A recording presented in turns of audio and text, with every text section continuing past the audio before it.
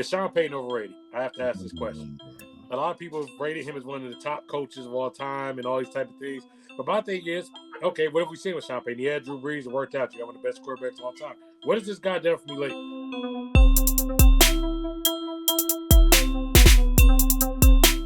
Squad up! Cinco Squad, episode 129. And first off, I have to say this. How about them Cowboys? How about them Cowboys? How about no D in Dallas, baby? No D in Dallas. That's the type of energy I'm talking about. So, first off, I know it's a little bit different this week. We don't have John here. Why is John not here? Because he's outside trolling Cowboys fans. Where else would he be? Yes, sir. Also a little bit picking up his wounds from the Eagles, but we'll give John some grace. He'll be back next week, of course, though. So, like I said, it's episode 129. Football is in full effect. We got baseball coming towards the end. We got the WNBA going to playoffs. We got a lot to cover here. Now, we talk about the Cowboys and we talk about disappointment. So, fellas, get right to business. Look, we have a bunch of 0-2 teams, 9 to be precise right now. Of the 0-2 teams that we have, who do you all believe will be the last of these 0-2 teams to gain a victory this season? Mike, one of these 0-2 teams is your team. So, I'm going to start with you. Well, you'd think, being that I have proclaimed to be an honest Giants fan in my time, that I would just say the Giants. But no, there is one 0-2 team that I think gets a win last before them. And that is the abysmal, awful, terrible, horrible, benching their future franchise quarterback, Carolina Panthers. I think that team might not win at all. They might go 0-17 now. I have to get used to saying 0-17 because I'm so used to saying 0-16, but they got that extra game. But yeah, it's just I'm sorry, Red Rifle has been over the hill for years now. They're benching Bryson. Who knows? They may end up trading him. I don't know what's going to happen with Dave Canellis, who is the QB whisperer, but apparently not. This team just looks terrible. And I mean, the thing is I did look at their schedule, but I was like, oh, it really doesn't matter. I think they're that bad that it doesn't matter who they're playing. Oh, you're putting all the bad energy on them. Jay, what you got? I just kind of feel sorry that Dave Canales left a great situation in Tampa in hopes that he could do something for this franchise. It's really about their ownership that sucks. But I'm not going with Carolina because I actually think the Red Rifle is going to inject some sort of what I would think to be this sudden I want to play for you energy because nobody wanted to play for Bryce. He lost the locker room. Plus, the Raiders are coming into town. I think the Raiders just had a big win on the road. I think they're overlooking this game. This one might slip through their fingers because their running back room's in shambles too. And what do we know about the Panthers? It's run all day against that defense. And maybe if you challenge the secondary, maybe that's what we see. They might actually play a little bit of defense. And the Red Rifle might actually make a throw to somebody who's open. So I feel for the kid. I'm going with your Giants, Mike. I'm sorry. The schedule looks abysmal. The schedule just looks awful. I don't see you guys getting a win till November. I see all the other 0-2 teams at least winning one game in October. And you guys are definitely going to be, and here's the sad part, right? You guys are going to be 0-5 going into your bye. And then coming off that bye at 0-5, I'm hoping maybe you can get that win coming off your bye. But if you don't, Mikey, then I don't think you see a win till November. And I'm sorry to tell you that it's going to be a miserable time here. But guess what? You're in Buccaneers town now, buddy. So lots of room on the choo-choo train. Jump on board the wagon, boy. No. Be ready for it. No, I do not believe in the Baker man. Well, unfortunately, it's the Giants. Sounds like it'll be miserable times in that apartment. That's what Jay's trying to say there. Exactly. What do you got, Trey? I guess I'll be the tiebreaker here. The key game is going to be week 10. Now, it's going to be a big showdown, of course. The Giants are going to be playing the Panthers. I'm going to put a side note on. I'm pretty sure Roger Goodell hates Germany because that game is in Germany. I think the whole point of going overseas was to try to recruit people and make them want to watch football. There's nothing about that game. If I was a German fan, that was the game to say, you know what, I think I want to watch the NFL. If I had to watch the Giants and Panthers, it's going to come down to that game. Whoever doesn't win there, I think is not going to win the game this year. So the team I think is not going to win the game this year, I'm going to go with, I hate to do it, Mike, it's your Giants. We're not losing to the Panthers. You are going to lose to the Panthers. You know why you're going to lose to the Panthers? You know why you're going to lose to the Panthers? Why? Because the Panthers are actually trying to win. You know why? The Andy Dalton move was okay, we got to do something to try to win here. See, the difference is y'all got a tight end out there and Daniel Jones playing quarterback. If they're smart, they're not going to bench that tight end at quarterback. They're going to keep Daniel Jones out there to make sure. This is going to secure the future, to secure that future quarterback. And that's why there's no tanking in football. But if I keep Daniel Jones out there, I may as well be tanking. If I would have kept Bryce Young out there, I might as well be tanking. But you know what the Panthers said? We're in win now mode, which sounds ridiculous for a team this bad. But in their mind, they're in win now mode. I will contest one thing with you, and I was talking to Jay about this over the weekend.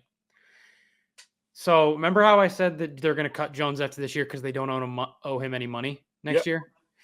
That's not entirely true anymore. What turns out is there's one clause in his contract. If he gets hurt this year and is out and can't pass a physical going into next season, they owe him $15 million. So if they're that bad, they will bench him. No, I see your point. They got to preserve. It's kind of like the Russell Wilson thing last year. Yes. Where the Broncos just say, you know, don't even come here anymore because we're not going to risk any additional money on top of the additional money we owe you. Yep. So yeah, I can see your point there. Yeah, but they are bad enough. They're bad enough to still get that quarterback. Don't worry. So the whole goal here, I bet. See, and the other thing, if we have to plug this in, what do we go? Danny DeVito, is Danny DeVito back? Danny DeVito. Okay, so if you put Danny DeVito in again, Drew Lock is the other option. I said Danny DeVito. It's Tommy DeVito. Yeah. I thought you were. I legitimately thought you were saying. I thought you were messing him, just calling a movie star out there in New York. I love Matilda growing up, so maybe I. Oh no, great movie. The truth is, Miss Trunchbull would be a better quarterback for the Giants right now than Daniel Jones. Yeah, have you seen that javelin and discus throws? Exactly. She was tossing the hell out of kids, Matilda. You know what? Giants call Miss Trunchbull up. That's the future quarterback right there.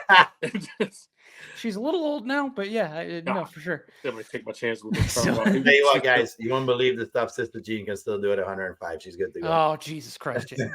Jamie, no, I would believe it. I would like to let you know that my AirPods proved ineffective.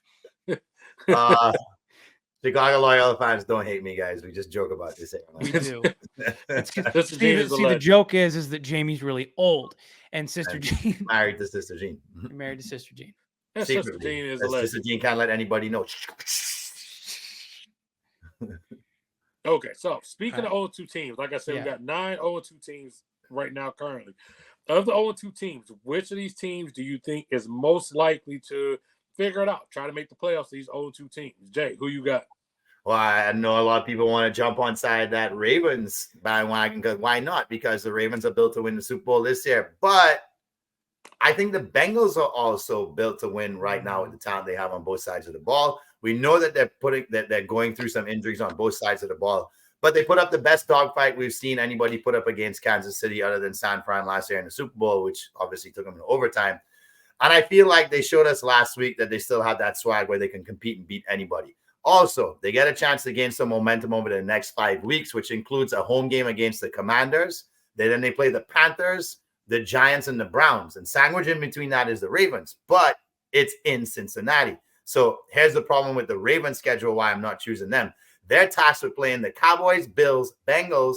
Then they have the Commanders and Bucks over those next 5 weeks. I see the Bengals gaining much more momentum going into the second half of the season than the Ravens. And I see them not being able to make up that ground within the division, because I do think the division is going to be a lot tougher than the Ravens probably panned it out to be, as opposed to last year when it was almost automatic for them. So for those reasons, I have the Cincinnati Bungalongos. Who they, the Bengals is the who they. They will be making the playoffs, and the Ravens won't. So you're trusting that? Because see, I'm going the other way here. I think the Ravens ultimately are going to be the team to make the playoffs. I'm trusting the coach more. Zach Taylor, every year 0-2. That's how you start. Eventually, this has to add up. But it's really about, I don't know how healthy Burrow really is. And I just feel like they are ready to implode. Right now, you got Higgins, who's hurt, but he also doesn't have his contract. So you got a hurt guy who isn't paid. Then you got Chase, who also hasn't got paid. See, back in the offseason, we all thought, okay, the reason you didn't pay Higgins was because you were going to pay Chase. Mm-hmm. Then they decide we're still not going to pay Chase. Don't forget, these are still the Bengals. You still have the Brown family that owns that team. There are things where I heard where they talked about how the Brown family, they used to charge the players to use vending machines in the facility because their asses were so cheap. They're now just starting to get sponsored. They're still cheap. The players have to go to like a practice facility, like at a university, and there's a lot of stuff in Bengals country that's not right. And that cheap shit, eventually it starts to add up. Nobody wants to go out there, risk their body, and not get paid. I mean, the only reason Burrow got paid, they said, is because they sold the naming rights finally and took Paul Brown's name off the stadium, and that's finally why he got paid. So ultimately, I think the Bengals are going to start to fall apart. I mean, I get this a passionate moment, but even last week, I mean, we look at Jamar Chase. He's falling apart. He's out here ready to go charge the ref, ready to go charge the player in a key crucial moment. And I just think we're going to see a lot more of that. I think they underrated losing Mixon. I said it coming to the year. Mixon has been a stable force. He's been great for the Texans so far, and the Bengals are not there to figure out their running game. Ravens on the other side, you got Harbaugh, so you got a good coach. You got Lamar, you have a 2-time MVP. You did add Derrick Henry. I think they'll be able to figure this out more than the Bengals in the long run, because I think the Bengals are about ready to self-implode. And that's just simply what I see from them. Mike, what you got on this? I guess I'll play the tiebreaker here. And yeah, I'm going to go with the Ravens. I just think the Bengals are ready to implode. It doesn't feel like Higgins wants to be there. It doesn't feel like Chase wants to be there. And yes, they did not add in this offseason. They added some small pieces, but not enough to replace, I agree, Mixon. Like Chase Brown, I don't understand why they're not using him more and why they're siding with Zach Moss, who has proven over the course of his career that he is a good number 2, but not a number 1. He has good games, period. He is the Gabe Davis of running backs. He has good games every once in a while, but other than that, he's a supplementary piece. The Ravens, yeah, they brought in Derrick Henry. They bolstered, like they got Lamar supposedly healthier and somehow faster. They went after, bulking up the receiving core to add on to Zay Flowers, who proved to be a number 1 last year. The defense is a Ravens defense, despite losing Patrick Queen. So I just think the Ravens have more going for them long-term than the Bengals. I don't think the Bengals are as bad as they've looked. I think they'll be better, but I just think the Ravens are the better team, and the Bengals are going to have to spend another offseason figuring out what they did wrong, even though it's glaringly obvious to everyone but them. You know who's given up more double-digit leads than the Ravens over the past 2 seasons? Nobody. So that defense, even with Queen, at times falls asleep. And that's what I fear with the Ravens. It's almost like this complacency. It's like, well, we're so good, we'll just kind of walk into the playoffs. And teams kind of sense that energy, and teams go for blood when they sense that, because, like, how dare you disrespect us? We're an NFL franchise as well. So I just feel like the Ravens have to be careful in this 5-game span here, because if they don't come out of it over 500, they may have to make up a little bit too much ground. Real quick, I'm going to ask y'all a quick question, because we got an 0-2 team we're talking about here. Is Sean Payton overrated? I have to ask this question. A lot of people have rated him as one of the top coaches of all time and all these type of things. But my thing is, okay, what have we seen with Sean Payton? He had Drew Brees, it worked out. You got one of the best quarterbacks of all time. What has this guy done for me lately? Most people don't get to inherit free agent, big-time quarterback like he did in Drew Brees in his prime.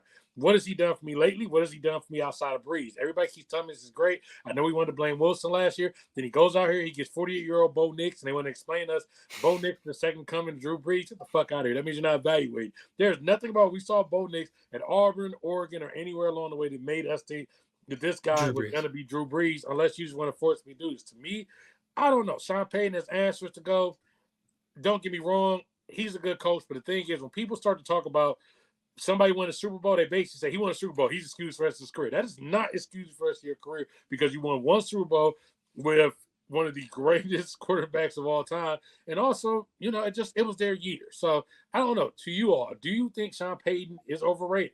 Mikey, say it with me now. Bo Picks, now known Bo Picks, formerly known as Bo Nix, right? Yeah. So you inherit a guy where you figure, like, well, this guy has all the experience necessary to come into the league and make an impact right away. That crap needs to stop. The people need to stop with this narrative of trying to figure out how a quarterback translates from the college game to the pros. It doesn't. And the only way it translates is if you have a freaking Cam Newton who is bigger than everybody else in the NFL before he plays his first game in there. So physically, he can dominate at the position like most people can't at the quarterback position. Very few players have been able to do that and rely on their legs and have success in their rookie season.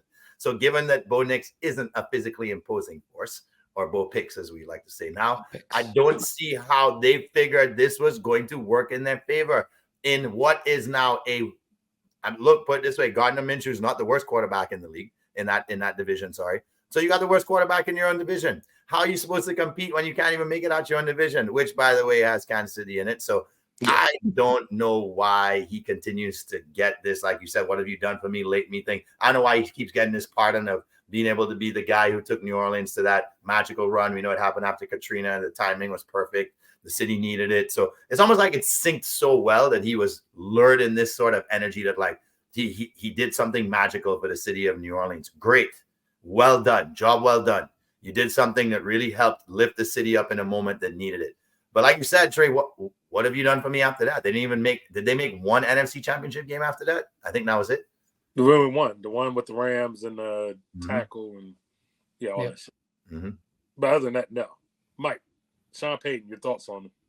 If he had stayed out of coaching after New Orleans, I think we'd be looking at this very differently.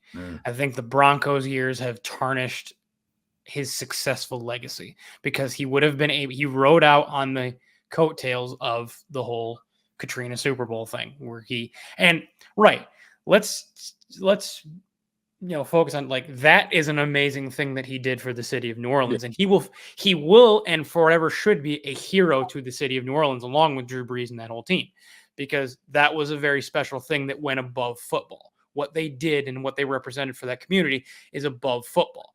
Sean Payton, the football coach, I think we would have looked at him better if he just had been in New Orleans, but it's Denver that has been struggled so much. And you talk about having the best quarterback, one of the best quarterbacks of all time.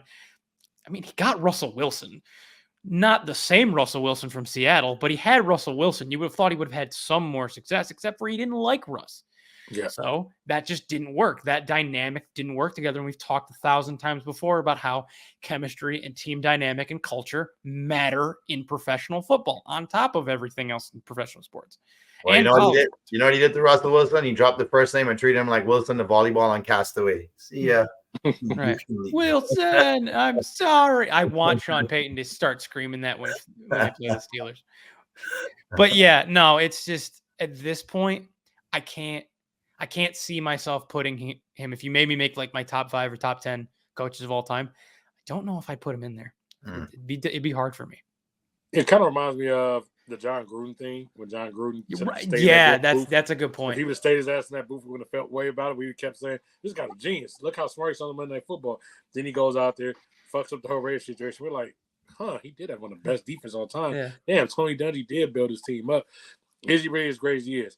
But moving on, enough talking about loser shit. We got 2-0 teams. We need to talk about some actual winners out here. We're not keep talking about all these losers. No offense to your Giants here, Mike. Yeah. Amongst the 2-0 teams, we have 9 left right now. Mike, which of these teams do you think will be the last to lose a game of the 2-0 teams we have remaining right now? The last to lose a game? Well, I'm going to hop back. Last man standing. I'm going to hop back on the wagon that I hopped on at the beginning of the season. I think it's going to be the Houston Texans.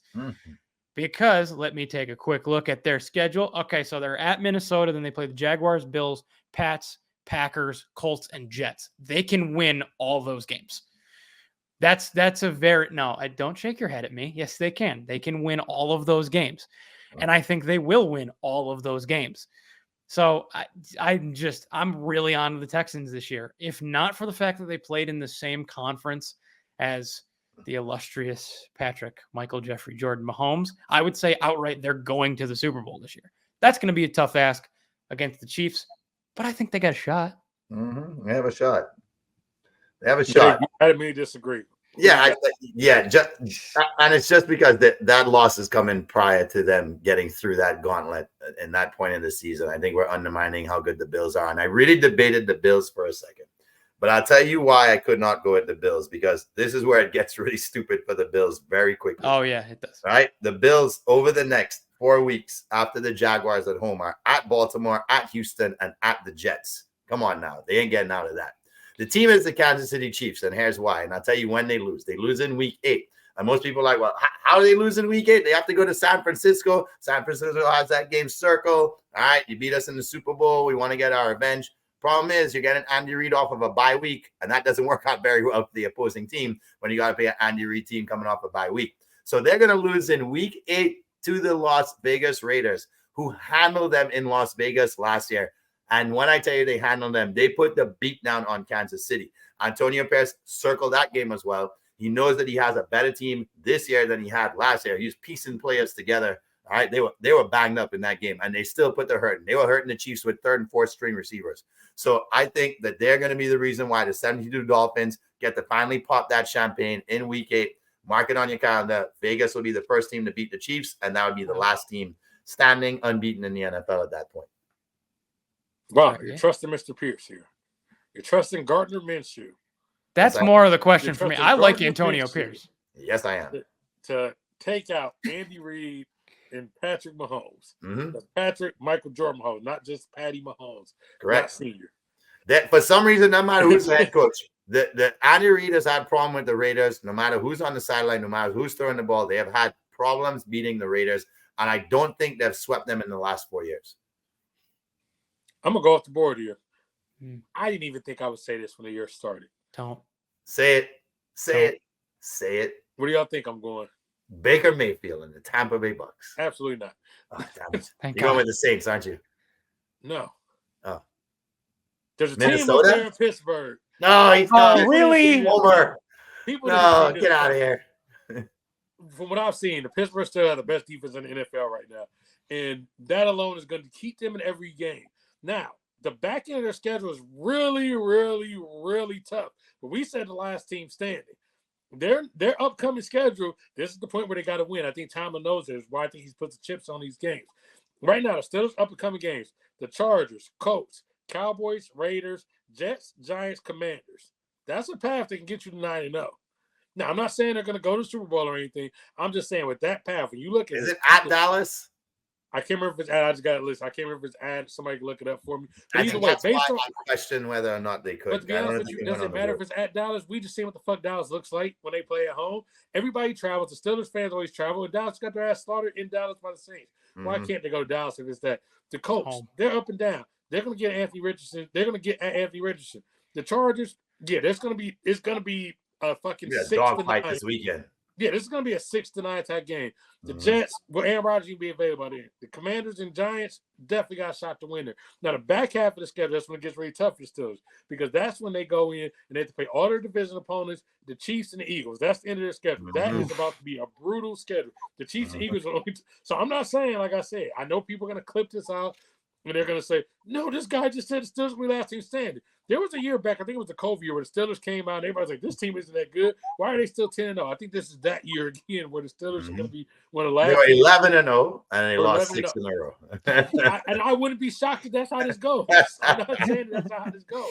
Similar that year, the schedule lined up where it was perfect for them early, and then shit got real later. And I think they can go out here, run the ball, play some defense, stay in all these games, and then shit's going to get real. But yes, we're going to go with the Steelers here. That's what I'm going with. The Steelers will be the last team standing here. Y'all at home for Dallas, by the way. They face them in Pittsburgh. Yes, they play them at home. Even better. The Steelers' first 2 games on the road. Pittsburgh. Yeah, so we're going to go Steelers there. So I'm going with the Steelers. Jay's going with the Raiders. And No. I'm going with the Chiefs. I'm not. You're going with the Chiefs. But the Raiders will beat them. I think I'm so shocked that you said the Raiders. You'll see. I think I'm so shocked that you said the Raiders are where it is the bogey team. That is what's throwing me off. And Mike, who'd you have again? I had the Houston Texans. And Mike has his Houston Texans, who he has very much been rolling with all year. Damn, no more Woj bombs. That's crazy. I even had to turn my noties off on Twitter because, I don't really care to hear about what Woj has to say as the GM of St. Bonaventure. But shout out to Woj. Woj has been very impactful for the NBA, and I think we do got to give this man his flowers. So I am wishing the best for him. He's led the way for guys like Sam Sharania that exist. Some of these other guys like Chris Haynes and some of these other guys who, rumors are that Chris Haynes, Sam, ESPN are going to target these people to take his place. But the reason Woj is important because he pioneered a whole different thing, the whole breaking news culture of the NBA. The NBA is big, of course, on the court, but one of the things that drives the NBA is the story, it's the media, it's the rumors, it's the leaked news, the who can get to the story first. That's one of the big things of the NBA, and Woj is one of the first guys to do that. So losing him, it's going to feel different when I get on Twitter at the trade deadline. I'm like, let me go on Woj's page. I just keep Woj's page up all day to see what's happening. I'm going to look, and it's going to be a St. Bonaventure update from Woj's page and not a new trade update. But, hey, he did what he had to do. He's changed the whole culture of the NBA.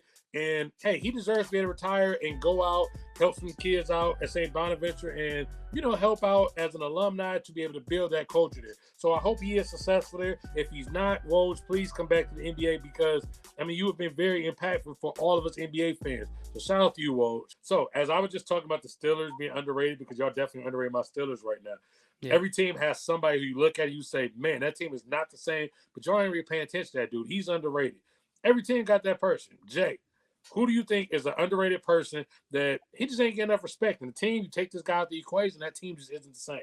Baker freaking Mayfield. Because if Kyle Trask is on the field, the Bucs are not 2-0. Okay. And nobody's talking about the Bucs having a chance to win the division 3 years in a row, which, by the way, they've never done. So it is Baker Mayfield.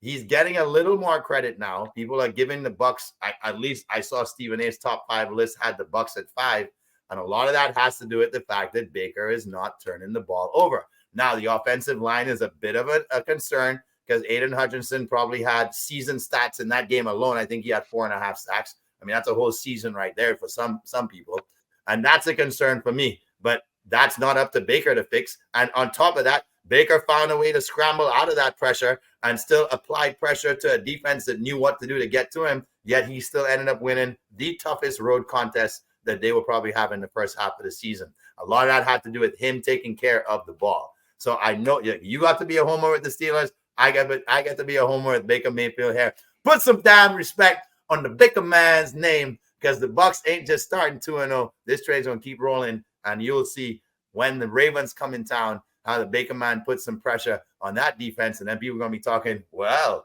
look at Baker guiding his team to a win against a potential Super Bowl favorite. Then some people will jump on my damn freaking train. I'll be heading that train straight to freaking Tampa. We're going down to the stadium in Dale Mabry. You guys can join us for our tailgate crashers, and I'll even get you a damn Baker jersey if you're that much of a hater. Baker Mayfield, baby. Put some respect on my guy's name. But the thing is, I've always told you this about Baker. The season's going to go. People are going to start believing in him. When people start believing in Baker, that's when shit hits the fan. He needs everybody to be like, this guy isn't shit. Until he had every weekend where he could actually get out in the sun on a jet ski with, and live his life and love life. And, trapped in some stadium in Cleveland where he has to be doing commercials, living in there on the weekends. The guy gets to live his life down there in Florida. That man had a mansion in Cleveland. He had a whole stadium. That's a freaking mansion. That man had the biggest house in Cleveland, the Cleveland Browns Stadium. What better to that? And not to mention, the Browns Stadium is off the lake. He could have went outside and jet ski. It's right there. Yeah, not in October, November, and December. Okay, he could ice skate it. Either way, he can go ice fishing. He could have ice fished. He could have ice skated. He could have did something like that. That's what Scott Baker could have did. Pond hockey. Right, exactly. Mike, I already know you're going to say Daniel Jones, your underrated player in the NFL. No. That's the thing. I feel very left out, guys, because I can't be a homer because my team fucking sucks. No, I'm actually going to take a page kind of out of Grandpa Jay's book here. I know it's a player that he's been super high on for the last few years in college and in the NFL. And I'm going to go Breece Hall with the Jets because the spotlight is so much on Aaron Rodgers, and the fact that a lot of people can. So we talk about how these teams, like everybody pretty much has like a security blanket, like the quarterbacks have a security blanket on the team. And I think a lot of people look at like Garrett Wilson as Rodgers, but I think it's Breece Hall. And I think he's proved it so far to begin the season. I mean, he's great on the rush. He's a good pass catcher. He's a big guy, and he's got that chip on his shoulder because he's coming out of Iowa State. And not a lot of people expect him. Fantasy recognizes him just for the number of like receptions and yards he's able to get, the points he can put up. But like the conventional NFL analyst, I don't think looks at him as a top running back in the league. And he looks like a top running back in the league. So I think if you take Breece Hall out of that Jets offense, all of a sudden it becomes fairly one-dimensional in the sense of like Braylon Allen, his backup is pretty good, but he's pretty good because he backs up Breece Hall at this point. And maybe at some point he'll be a starter. But I think if you make Allen the starting running back, they lose a lot of variety and that dynamic play that Hall brings. So I'm just going Breece Hall because I love what he's doing. For the Jets to win this year, Mike, you think Breece Hall has to be leaned on? If they get to a situation where Aaron Rodgers has to start passing, do we assume that the Jets are pretty much screwed at that moment?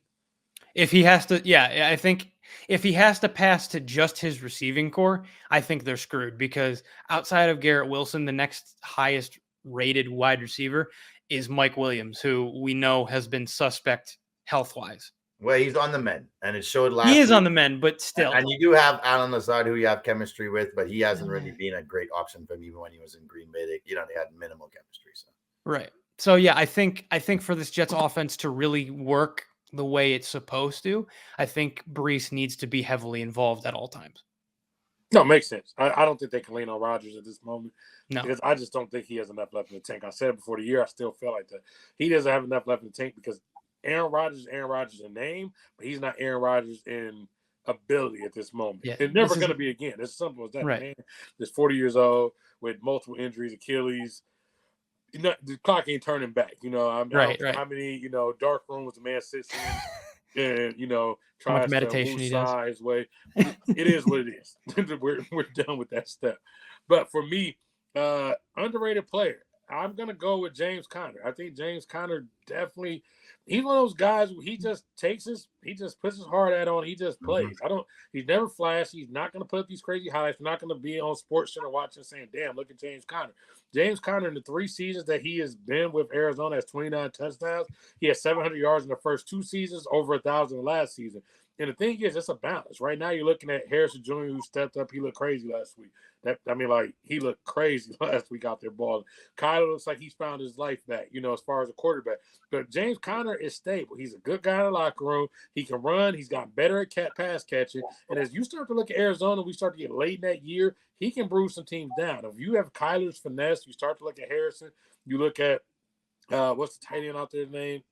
McBride. You start to look at these guys. If they got a lead and you can go lean on a guy like Conner, they can stay in a lot of games. I think they may be one of the surprise teams of the year. But James Conner's never going to get that due because this isn't as fun as watching, Derrick Henry run guys over or watching Christian McCaffrey come at the backfield. It's not going to be exciting. He's just going to lean forward. He's going to get his 3 to 4 yards per carry. And it's just simple as that. So somewhat of a former homer pick there, but let me give you my honorable mention because I just wanted to have a little fun with Baker Mayfield, right? That was more fun for me. But the guy I think so far that's proven that he is the most underrated person for this team having a chance to win the Super Bowl is Cook.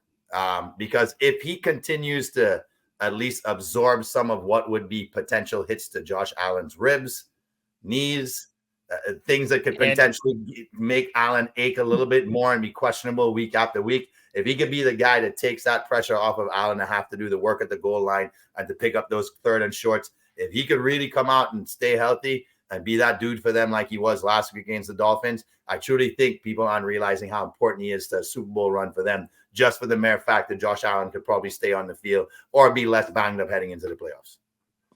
No, the Bills, last week was a game changer. The way he came out there on that Thursday night football game, he changed the entire shape of that. And now you don't have to just rely on Josh Allen as far as running, the ball all day. But, I'm talking about like high contracts. We're talking about Bills. Bills need to be paid here. And the only way to pay bills is sometimes you got to get the DraftKings. Sometimes you got to get the FanDuel. So go ahead, everybody. Y'all need to take your phones out. We got some locks of the week coming from Grandpa Jay. He's going to tell y'all where we need to lock this in, how we going to get these bills paid. Yes. So last week, guys, unfortunately, I had more confidence in the Rams that I needed to have. And I do feel like Kyler was on a mission last week to say, you're going to have problems beating us at home this year because they almost rolled into Buffalo and beat Buffalo on the road to start the year. So 1-1 last week because, as we know already, Archie Manning came in and proved to everybody that I guess he's the new Heisman favorite in Texas, even though he's had one half of football. He's the new favorite over the starter for the first 2 games, Quinn Ewers. Anyway, we spoke about that already. So let me take you guys in. And by the way, plus 1,600 on Arch now. Go ahead and put it in. Jokes, by the way. But if it was a futures bet for next season, I'll tell you, jump all over that. So I'm loving what I saw from Mikey's Irish last week. Notre Dame right now, 28-point favorites. It seems like the Huskies of Northern Illinois awakened the sleeping giant in this Irish offense that had been hiding for the first 2 games. So I expect another blowout victory, this time in front of the Irish fans at home. I think Notre Dame rolls by 39 points here. The 28-point favorites going into the game this week. Give me a Notre Dame victory by 39. And I normally don't do this, but we spoke about it. The Broncos are rolling into town this week to play my Tampa Bay Buccaneers. And here's two things I know. It's going to be friggin' hot, and the Denver players ain't going to be able to handle that heat, and they cannot score the ball. Just like the Pittsburgh Steelers, who are struggling to score the ball offensively, Denver is struggling just as much. So that total is sitting at 39.5 points right now. I love it. I think the Bucs are going to jump up early. They're going to hand the ball off all game long in the second half. And when they do that, Denver's obviously going to know they're one-dimensional at that point, and they're going to shut the run down. It's going to be no scoring in the second half. Here's my bonus play.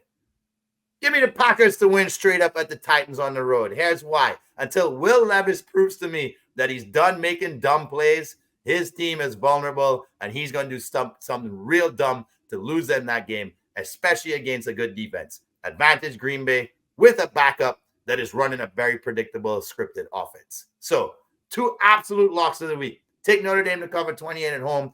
Take the under in the Bucs-Broncos game at 39.5 right now. And if you want to get spicy and throw in a bonus, yes, the backup Malik Willis will roll into Tennessee and take down Will Levis. What the hell am I going to do this week? Give me 1 second. I need to lock these in. Give me these locks, boys. That, ladies and gentlemen, are your locks of the weeks. Give me a second. I need to lock these in real quick. Yep. You know, we got bills to pay. If y'all got bills to pay too, this man's on fire. Make sure y'all get y'all bills paid. Lock these in now. Lock them in where the odds are hot. Yeah, they're going to change, so lock them in early.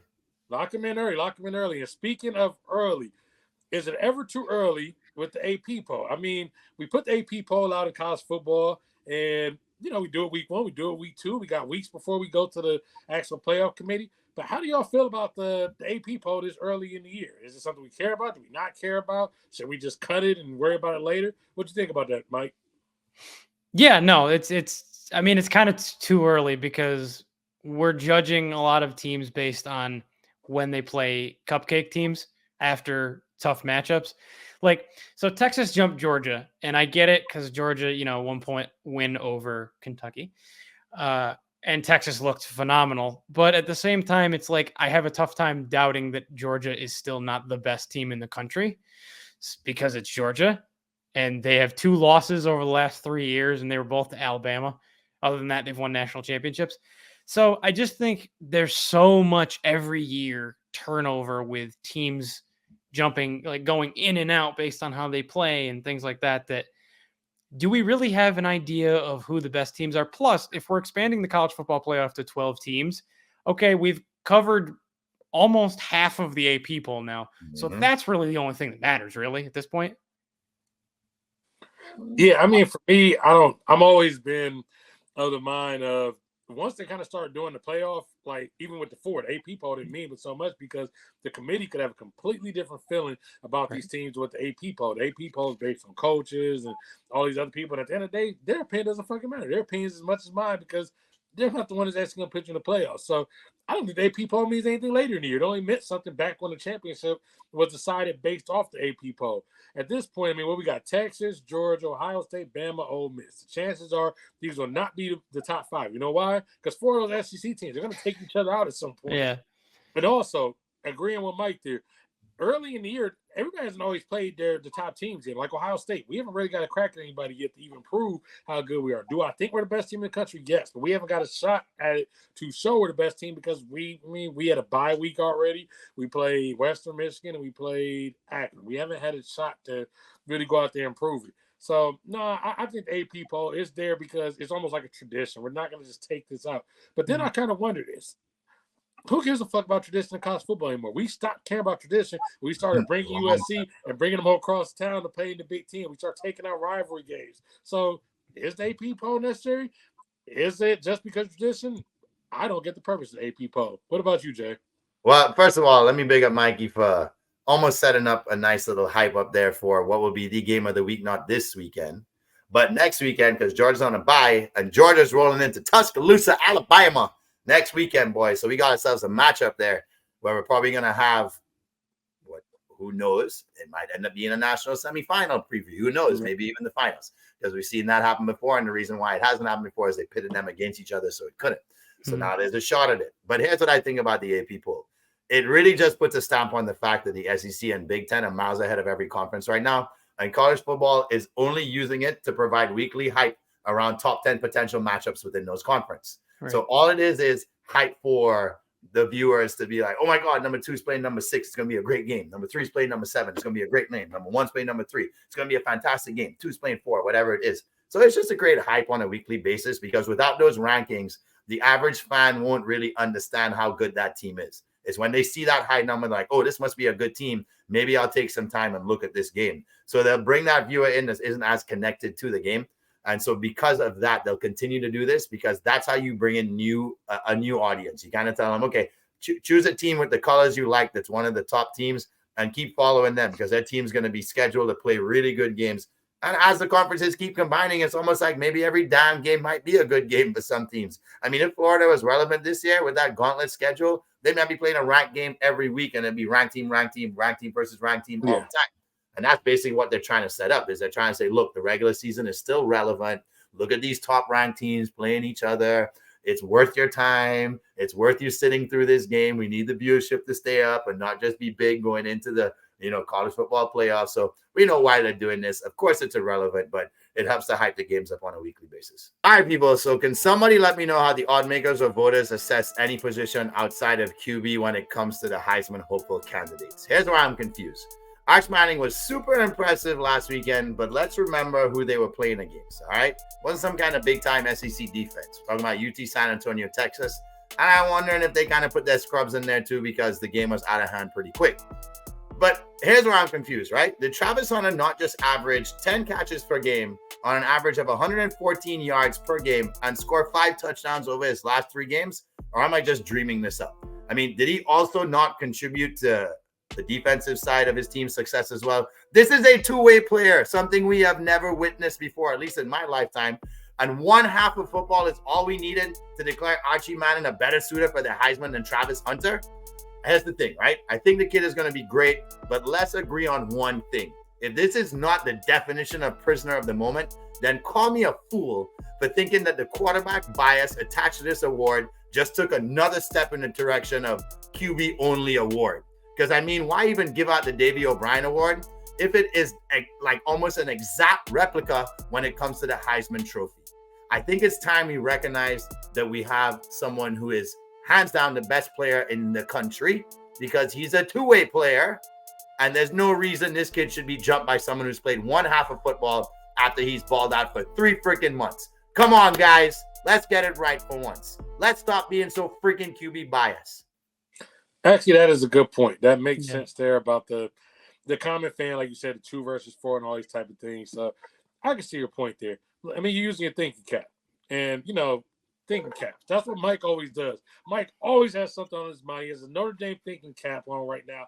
What is on your mind today, Mike? Yes, ladies and gentlemen, welcome to Mike's Mind. And a shout out this week to our very own Trey Day, who happened to have sent me something that fits in, I think, perfectly with Mike's Mind. So what's on Mike's Mind this week? Let me tell you a story. On November 11th, 1939, Texas Tech faced off with Centenary in college football. What ensued was a wild game in which the record for most NCAA records set in one game was set at 13.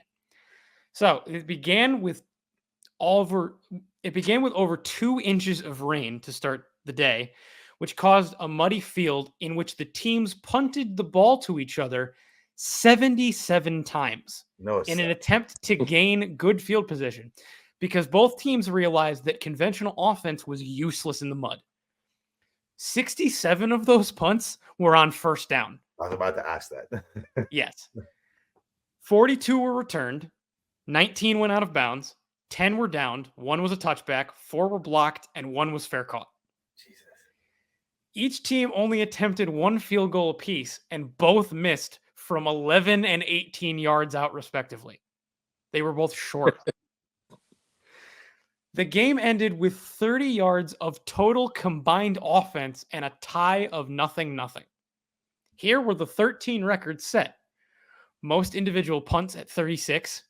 Most individual punting yards at 1,318. Most individual punt returns at 20. Most combined punt and kickoff returns at 20. Most punts in a game with 77 and by one team with 39.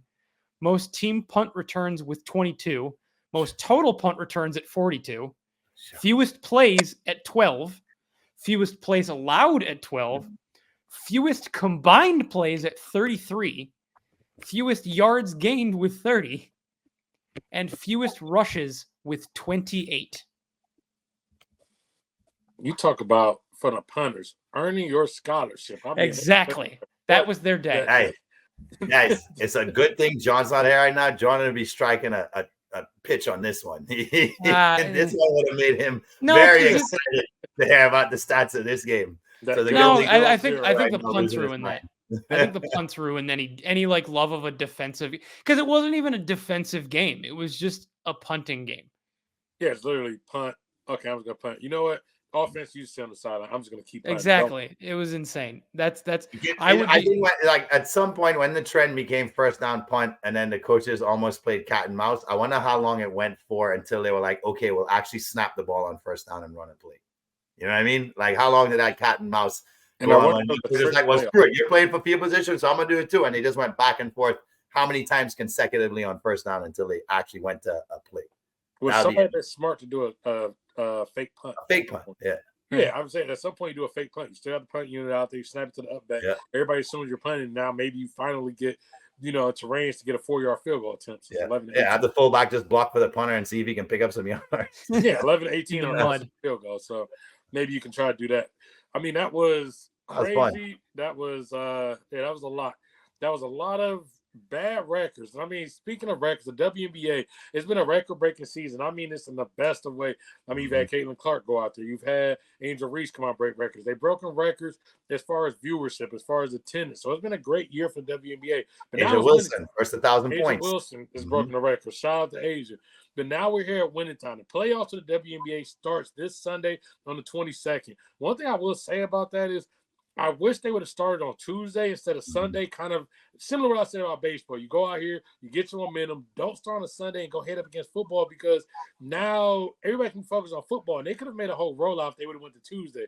But I do expect it to be a fun playoff. You got Caitlin Clark. You got the Aces. You got New York Liberty in there. You got some interesting storylines that are coming. Jay, I know more than anybody here. You watch the WNBA. You tell us, what do you see coming with this WNBA playoffs?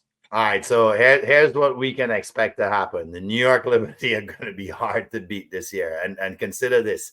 They've rolled against the Aces this year. They beat them all 3 times they played by a combined double digit, right? I think it's about 12 or 13 points in that range. So they will go against each other in the semifinals, because right now the Aces are sitting at the 4 seed. The Liberty just clinched the 1 seed. So we know for sure that's going to happen, because I don't think Seattle slows down the Aces, and whoever creeps in there at 8, whether it's the Dream or whoever's going to get in, they don't give the Liberty any problem. The Liberty are too deep, stacked with superstars. Who do I have the Liberty playing in the finals? Because they will end the Aces run in the semifinals. So the 3-peat chance is done. I have the utmost respect for Asia Wilson. I just think this year they proved there's too much firepower on the roster for them. Between Ionescu, excuse me one sec. Between Ionescu and her cast of goons, it's too much. It's too much for teams. You don't know who to stop, and if you stop one, then the rate of attrition is just going to be to where somebody else takes over the game. And by the way, whoever taking over the game is a bona fide superstar. So I have them actually taking on the Lynx, who are the 2 seed right now. So I have a 1 versus 2 matchup. That's because I've been really impressed with Nafisa Collier. Like, she's had herself probably one of the best years I've seen outside of a name a lot of people aren't talking about. She was that glue. She was the X factor for the U.S. women's team at the Olympics. And when she came in, the whole tone of the game changed. And you see her just take over games at will. So if you want to put in that future, there's a bonus that came to you outside of locks of the week. I got the New York Liberty playing the Connecticut Lynx, the Minnesota Lynx in the WNBA finals. And obviously, since I'm on that Liberty train and I do feel this team has been unstoppable, I have the New York Liberty winning it all this year. Mike, is Jay out of his mind? No, he's not out of his mind. I would say if they weren't set up to play the Aces in the semifinals, it would be a clear Liberty Aces final. Mm-hmm. But being that I think this is the Liberty's year, I think they've just been running roughshod over everybody in the league and have been proven since game 1 that they are the best team in this league. I have them going to the finals, and I have them beating the Minnesota Lynx. I think the Lynx path is also pretty clear to get to the finals. They may hit a few more hurdles than the Liberty do, and that may be their ultimate undoing, is they just have to play a little more than the Liberty do. The Liberty, I hope they have to play the Fever in the second round. That would be fun. That would be fun. That would be fun to have Caitlin Clark in the semis. But yeah, I just think this is the Liberty. I think this is just, it's been their title to win this year. It's going to be their title to win, and they will get it done. So on a side note, I'm not picking them to win. I have to say this. Everybody wanted to complain back in the Olympics. Caitlin Clark, I can't believe they didn't put her in the Olympics. And what did I tell y'all back then? The best thing that could happen to that team was Caitlin Clark finally, and I mean finally, getting to rest. She got the rest. The team goes on the run. Now they're at least in the playoffs. Everybody said, oh, don't you want to go to game for the Olympics? No, WNBA wants to grow with having Caitlin Clark actually playing WNBA playoff games. And her getting to rest got that team to the playoffs. So now y'all get to watch her on the big stage. Is she going to win a championship this year? No, she's not going to win a championship, because she is going to bring views. She is going to bring ratings. And she gets to do that because she finally got the rest. Damn it, let the woman rest. She will have time to get in the Olympics. So people, calm that shit down. Now, back to the matter at hand. I get what y'all are saying about the Liberty, and that's all fine and dandy. But I want to take this back to football. See, over there we got Andy Reid, we got Mahomes. Now here we got A'ja Wilson and Becky Hammond. Well, the thing is, you do not bet against champs. I don't give a damn what happened in the regular season. They were coasting.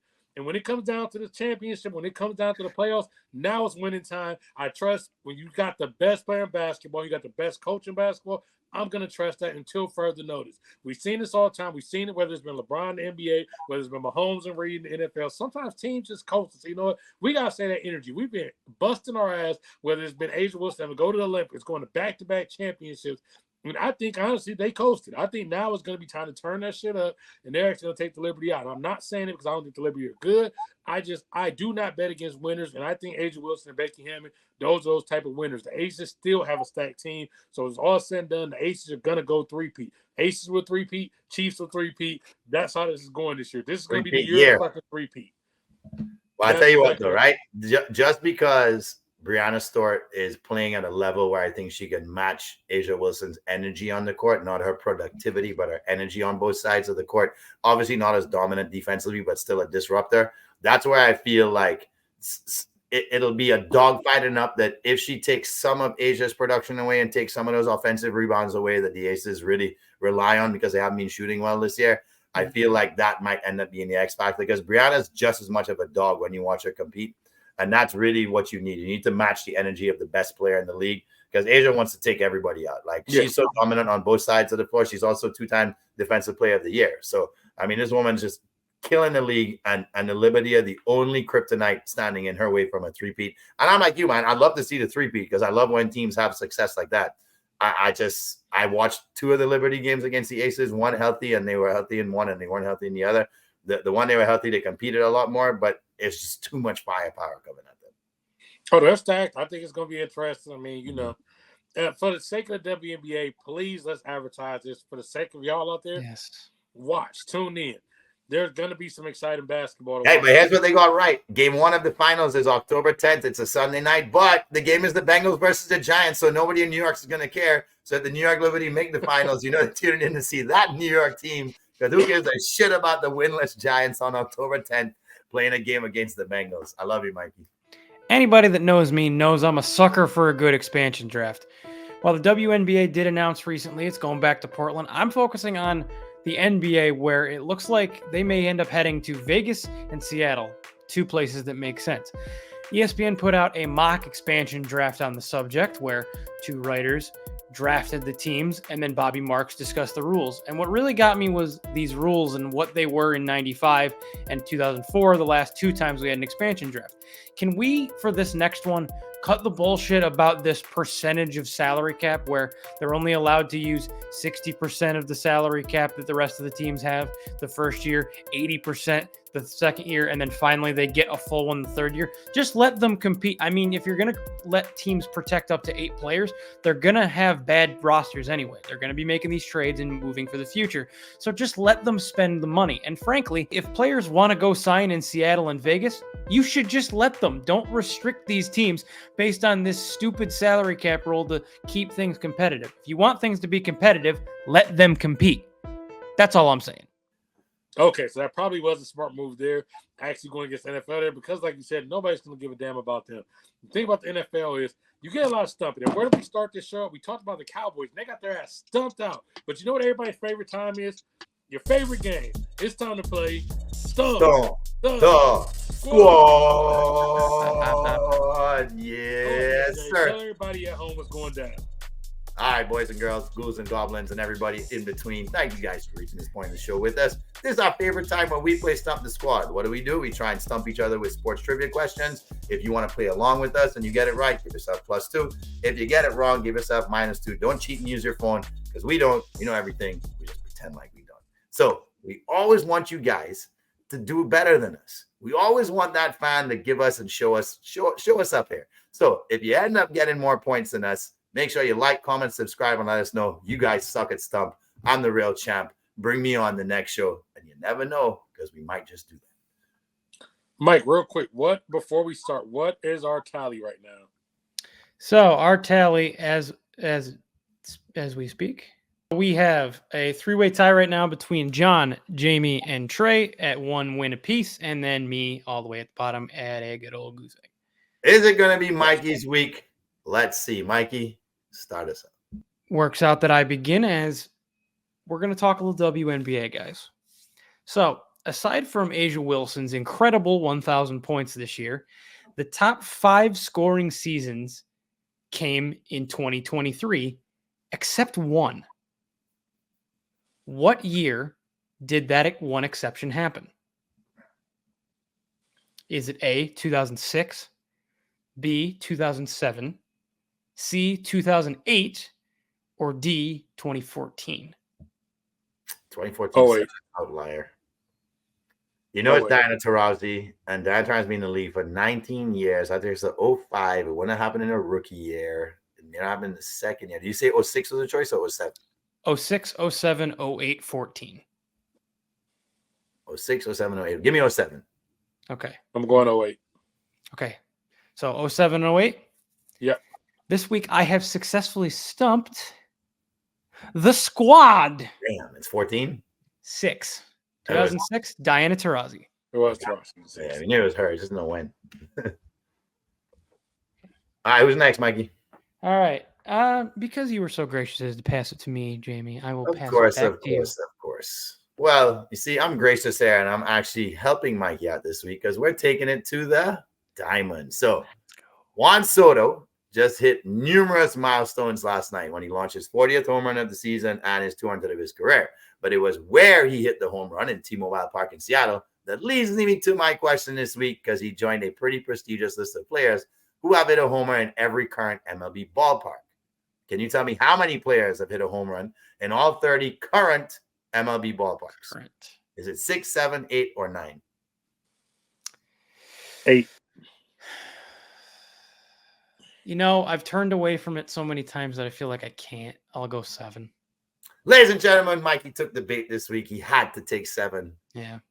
It was inevitable. At some point, he was going to go back to lucky number 7. But unfortunately, I have stumped the squad this week because the answer is 6. Well, fortunately for you. Rough week. Rough week. John's probably sitting there like, I'm winning. Technically a 0, but he would be winning. He would be winning, yeah. So going into Trey's question, the scores sit at me at -2, Jamie at -2, Trey at -4. Yep. Okay, so if one of y'all two get this right, you win. If not, we are in a 3-way tie. And we gotta do our point. We'll do the point thing again. All right. Yep, we'll do the point thing again. If so, okay, so let's take this to the NFL. Okay. Which of these players does not hold the single season passing yards franchise record for the franchise that I'm going to name? So I'm going to give you a franchise and a player.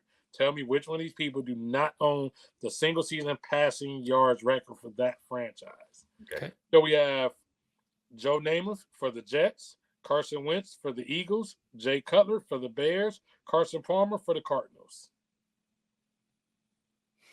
Which one does not own it? Does not own. Carson Palmer for the Cardinals. You'd think so. Carson Wentz, you'd think he doesn't because you'd think Donovan has it, but I think Carson might have gotten it that one year he should have won MVP. I'm gonna say Joe Namath for the Jets.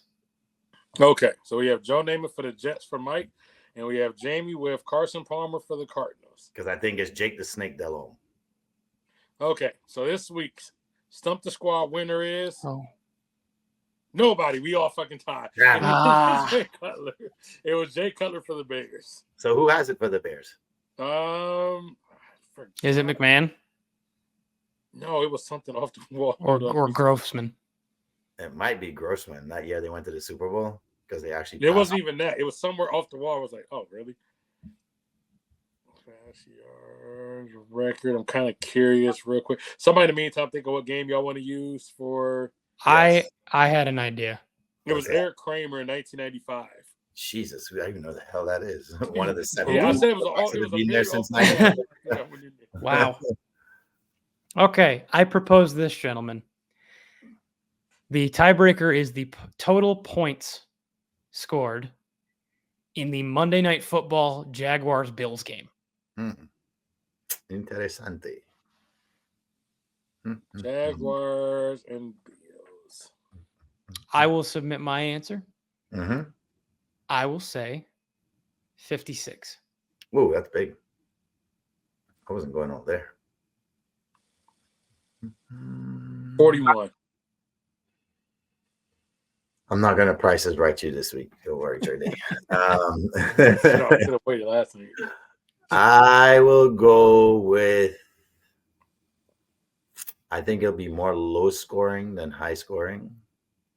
So I will say the final score will be 23-17.